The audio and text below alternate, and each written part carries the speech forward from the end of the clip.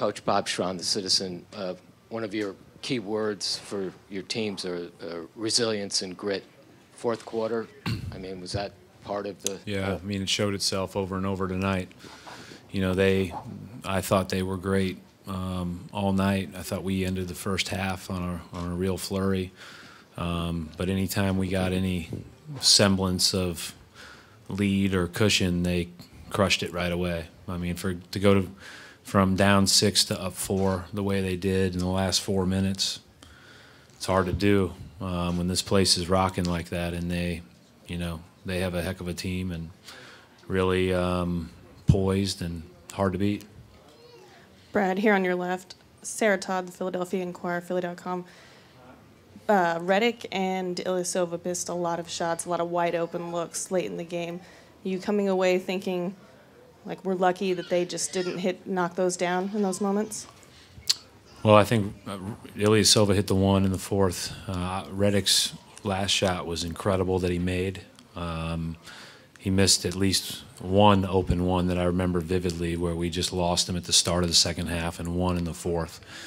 You know, our goal on Redick is you're not going to play perfect, but you just got to be there as much as humanly possible and hope there's a cumulative effect, but it's not usually the case, you know. I thought we missed some shots too. That happens. But, you know, they're special because they just keep coming. You know, the Covington threes were huge. The Ilyasova's the one that he made. The Saric three in transition, like Embiid was a joke how good he was tonight. Guarding him in the post was really tough. So I got a lot of guys that can do a lot of stuff. Coach Owen Pence, Boston Globe. Can you just explain the decision to double Joel in the post there and what went into that? He had to look like he was going to get where he wanted to go, and we had two bigs with 4 fouls. So I felt like we were. I felt like if we were going to play Al the whole fourth quarter, that with 4 fouls, then he was going to have to be. We're going to have to double the post because if you just let him bang, bang, bang, it puts you in a precarious position where you're either going to foul or give up a layup. Brad Robb, Boston Sports Journal. Brad, Marcus Smart just seemed like in the last few minutes of that game, he was everywhere on both ends of the floor. Can you just touch on just the impact he had? Yeah, and again at the start, like when things weren't going as smooth, I thought he settled us down with his post-ups and with his play around the rim, and he made some great passes. You know, he's made for this. Like, he's made for these moments, and that's the thing that we just keep talking about. Like, you know, we can go through a stat line all you want, but you know, when your seasons are on the line and when you're in the playoffs and when you've got to do really hard things, he can do really hard things. Brad, Paul Flannery.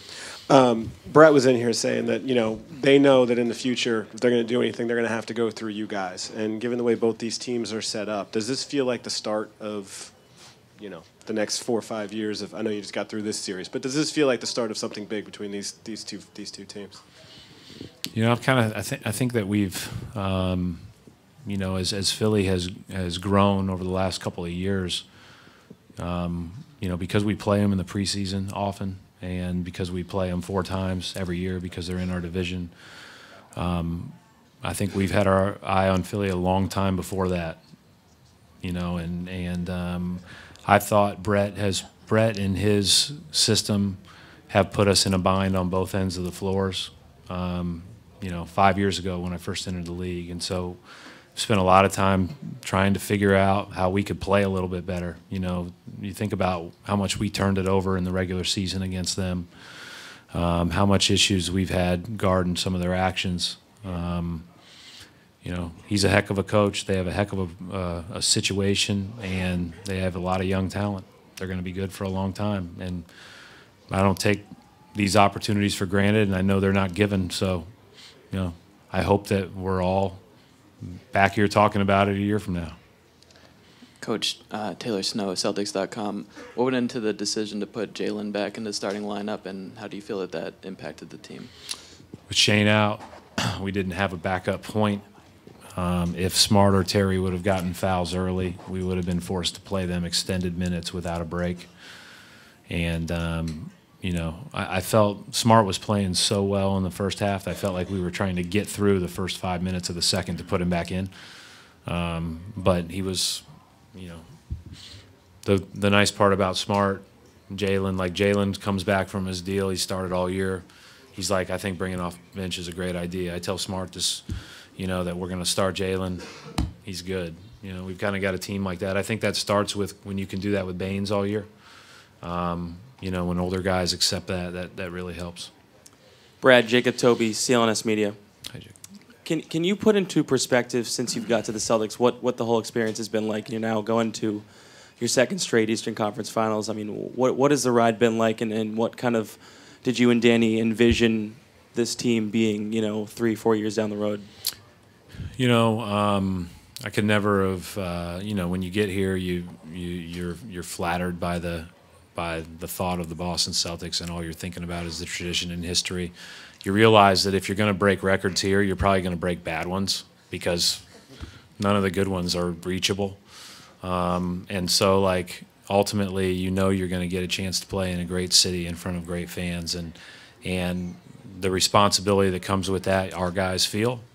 And I think that makes you, no matter what people have predicted you will be, play at a togetherness and a toughness level that is okay in this town. And I think that that's really important. Our guys really embrace that. The thing that I would say is that I always hoped we would get to the point where if things don't go our way, we're still extremely competitive because we have a kind of a foundation in place. And again, that's not a given, but you know, things haven't always gone our way, but these guys are really talented, they're really tough. They fit Boston, and you know, hopefully we'll keep playing well. Final two questions, please. Jared Weiss, The Athletic. I know Joel Embiid had some big moments throughout the series, but in general, you were able to single cover him and stay home on the three-point line, and Philly never had a game where they really beat up from deep. Do you feel like at the end of the day that game plan really worked? Guarding the three was our thing from the get-go. That's why it's scary to double. We gave up the 1-3 doubling in the fourth quarter, and but you know, Embiid forces you to do that sometimes. But we felt like their offense was such a juggernaut coming into this series, and they got so much out of their pace movement and then overreacting the guys, and we just tried to stay at home the best we could. They progressively got better on offense. Our defense progressively got worse as the series went on, and that's, you know, probably what forced some double teams tonight. Coach Mark D'Amico, Celtics.com. After going through a 7-game series and then a tough series now, being shorthanded, Shane Larkin goes down, Jaylen Brown recovering, how do you anticipate using the next 3 days to try to get these guys ready for the next series? How will it help them get prepared for the next series? You know, 3 days is plenty of time to prepare. You know, it's not like they've never watched Cleveland before. We played them in the Eastern Conference Finals last year. LeBron's on just a ridiculous run of play. And, you know, we know that it'll be quite a challenge. But the most important thing that our team can do tomorrow is go outside and get away from it for a day and take a day off and take a deep breath. We're asking a lot of the 7 guys that played a ton tonight. They're going to keep playing a ton. So, and then we'll reconvene on Friday, Saturday, and really go to work on how we want to play on Sunday.